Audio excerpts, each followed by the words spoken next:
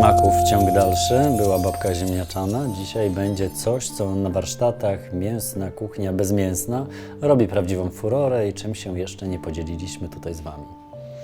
Patrzy na mnie, bo to ja jestem winna tego zamieszania. Ja byłam bardzo mięsna, lubiłam wszelkie mięsne przetwory i dodatkowo uwielbiałam te wszystkie, które się uważa w obecnych czasach za najpodlejsze. Nie opowiadaj, I do takich... jak ta pani z mięsa wyrosła, to naprawdę każdy może. I właśnie do takich przetworów należała kaszanka. Kaszanka, Dzisiaj wegańska zrobimy. i bezglutenowa. Zaczynamy od takiego wywaru, na którym ugotujemy kaszę gryczaną, a żeby go zrobić, musimy pokroić pieczarkę na 8 części, 10, 4, w zależności od wielkości pieczarki. Tym bardziej, że później ta pieczarka i tak zostanie zmiksowana. Chodzi o to, żeby ona puściła sok i żeby wywar miał smak. Do garnka z wodą wrzucamy kotlety sojowe, Pokrojoną pieczarkę. liścia laurowego i ziele angielskie, bo to są właśnie takie polskie, oczywiście nie hodowane w Polsce, ale ulubione przez Polaków zioła i zagotowujemy. Żeby wywar szybciej się zrobił, dodamy trochę soli. Dzięki soli pieczarka szybciej puści sok. Pewnie zauważyliście, że dzisiaj scenografia mamy niecodzienną. Towarzyszą nam tutaj maski weneckie naszych przyjaciół. Sergio i Massimo Boldrin prosto z Wenecji przyjechały na wystawę, która się u nas odbędzie. A jak chcecie zobaczyć, jak spędziliśmy kawałek karnawału jeszcze w zeszłym roku, zanim to wszystko się zaczęło dziać, możecie kliknąć link tutaj nad Joli głową. Gdy woda w garnku się zagotuje, zmniejszamy moc palnika i czekamy, aż kotlety zmiękną.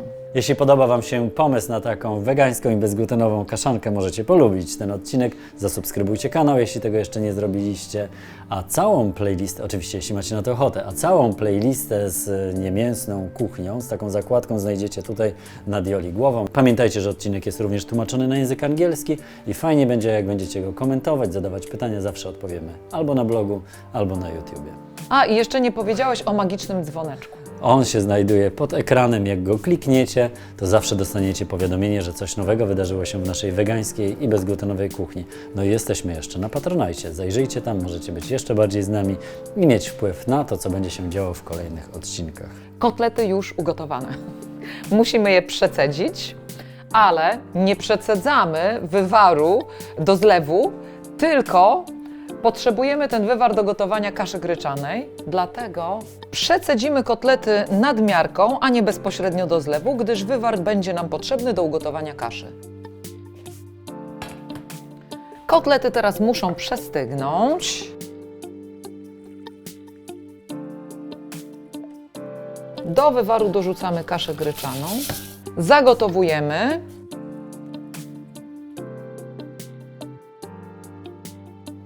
Zmniejszamy moc palnika, przykrywamy i czekamy, aż kasza wchłonie całą wilgoć. Zanim kotlety przestygną i będzie można je porwać, możemy zająć się tofu. Pokruszymy je? Pokruszymy? To Ty je pokrusz, a ja zajmę się Myślałem, że mi kotletami. się odpłaca. Ja mam metalowe rączki albo silikonowe. Proszę bardzo, ja mogę Koniec tej je. autoreklamy. Te kawałki nie muszą być małe, gdyż i tak później zmiksujemy je. Chodzi o to, żeby na większej powierzchni kotletów znalazła się marynata i żeby ładniej się skarmelizowały na tłuszczu. A nasza marynata to sos sojowy tamari bezglutenowy i melasa z karobu. Delikatnie mieszamy, zrobimy to palcem. Nie będziemy udawali, że ręce nie dotykają jedzenia. Wszystko oczywiście się i tak wysmaży. Olej kokosowy rozgrzewamy na patelni. Jak widzicie, tego tłuszczu jest dosyć dużo, ale to dlatego, że kaszanka również do chudych nie należy, nawet wegańska. I teraz na rozgrzany olej wrzucamy kotlety wraz z tofu i marynatą. Smażymy przez chwilę, od czasu do czasu mieszając. Oho, troszkę chyba trzeba uruchomić. Oj, chyba tak. Pochłaniać. A oprócz tego na patelnię dajemy już przyprawy, żeby dostały trochę tłuszczu i ognia. Wtedy uwalniają swój aromat. Sypiemy bardzo dużo majeranku, bo go lubimy i on pasuje do kaszanki. A tutaj mamy czarny pieprz, czomber, gałkę muszkatołową mieloną i odrobinę asafety. A safetyda w naszej kuchni zastępuje cebulę, więc jeśli macie ochotę na cebulę, możecie jej oczywiście użyć. Powiem Wam szczerze, żałujcie, że nie czujecie tych zapachów, które w tej chwili z patelni się wydobywają. I ten zapach świadczy o tym, że najwyższa pora zająć się miksowaniem. Do miski przerzucamy zawartość patelni, a także pieczarki. Zabieramy się za miksowanie. I umycie patelni, ponieważ zaraz nam się przyda. Tych, którzy Gdynię mają po drodze, zapraszamy na warsztaty kulinarne oraz do naszego bistro. A tych, którzy mają do nas daleko, być może zainteresuje nasz sklep internetowy. A na ateliersmaku.pl znajdziecie dokładny przepis oraz informacje o terminach warsztatów kulinarnych. Masa już gotowa. Pora sprawdzić, czy kasza już się ugotowała. No, wygląda na to, że tak. Potrzebujemy patelni, wody, papieru ryżowego i Bo nie zmieszania. zdradziliśmy Wam jeszcze, że naszą kaszankę będziemy serwować w papierze ryżowym, tak jak robi się to z sajgonkami, ponieważ wtedy smakuje naprawdę wyśmienicie. Jak smażona, chrupiąca kaszanka. Wyłączamy palnik i przerzucamy ugotowaną kaszę do masy z kotletów. Całość mieszamy.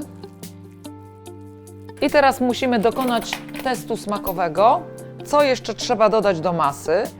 Bo może trzeba będzie dodać soli, albo pieprzu, albo Pachnie nic. kaszankowo. Albo nic. Sól? Pieprz? Pieprz? Dałbyś więcej? Nie, pieprzu nie. Nie. Ale soli odrobinę tak. Soli odrobinę tak. Tym bardziej, że za chwileczkę dla stabilizacji tej masy dodamy siemię lniane i ono też pochłonie trochę smaku. I jeszcze na sam koniec oliwa truflowa. Jeżeli zapytacie, dlaczego oliwa truflowa, to powiemy Wam, bo tak. Bo bardzo lubimy jej aromat. Jeszcze raz mieszamy. I dorzucamy wcześniej wspomnianego przez Jolę siemienia lnianego. Na talerz wylewamy letnią wodę i wkładamy do niej papier ryżowy. Jak widzicie, udało nam się dostać taki prawie kwadratowy, a nie okrągły. Trochę wygodniej się z niego korzysta, ale naprawdę kształt nie ma tutaj większego znaczenia. Ten papier jest wyjątkowo stabilny, dosyć gruby, ale bywają takie papiery, że wierzcie mi, naprawdę kwestia 2-3 sekund i już trzeba je wyjmować z wody, gdyż inaczej zaczną się rozpadać. I zawijamy, zakładając oczywiście te końcówki, żeby nadzienie nie wypadło. I pamiętajcie, że zawijając sajgonki, niekoniecznie te kaszankowe, ale tak w ogóle, warto zadbać o to, żeby w środku nie było powietrza, ponieważ później podczas smażenia możecie mieć kłopoty.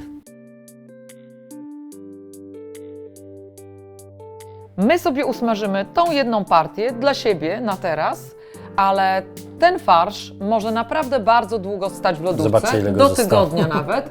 I nie musicie koniecznie zawijać w papier ryżowy. Możecie równie dobrze włożyć do mąki ryżowej, albo ciecierzycowej, albo kukurydzianej i usmażyć jak kotleciki na patelni. Albo możecie zrobić też tak, jak się kiedyś robiło na wsi, po prostu podgrzać i zawykować. O, O, smażymy. smażymy. Patelnia. Sporo oleju, gdyż sajgonka musi być usmażona naokoło. Czekamy, aż się olej rozgrzeje i wkładamy sajgonki, ale pamiętajmy, nie możemy ich układać jedna przy drugiej zbyt blisko, gdyż inaczej przykleją się do siebie i później trudno będzie je rozdzielić. Ja zawsze układam sklejeniem papieru ryżowego do dołu, żeby się nie otworzył w trakcie smażenia. I właśnie sobie przypomnieliśmy historię, jak to się stało, że kaszanka zagościła na naszych warsztatach bezmięsnych. Jedna z kursantek powiedziała, że przyjedzie specjalnie na warsztaty z Australii, jak zrobimy kaszankę.